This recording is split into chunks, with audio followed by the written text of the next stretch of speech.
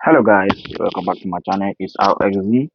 So today what I'll be showing you on your ps4 is how to put on your game ID, so it's easier for you to maybe go to your file explorer and copy your games from your internal hard drive to your external hard drive. Because right there, what you need the game ID. You have to make sure you know the game ID so you know which game you're copying at the moment. So right now what we will do is we just need to go to go ahead, what we have right there. When we click on go ahead, the next thing we do is we go to cheat instead of the debug settings. We go to cheat, and there you can see my enable cheat menu is on. So what we need to do, as you can see down here, we have show title ID. Now, as you can see here, it is off. That is why at the beginning, what we can see is just start and the Marvel Spider-Man.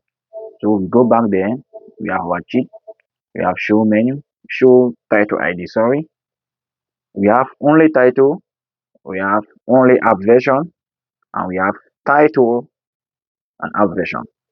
So what we actually need is the title ID.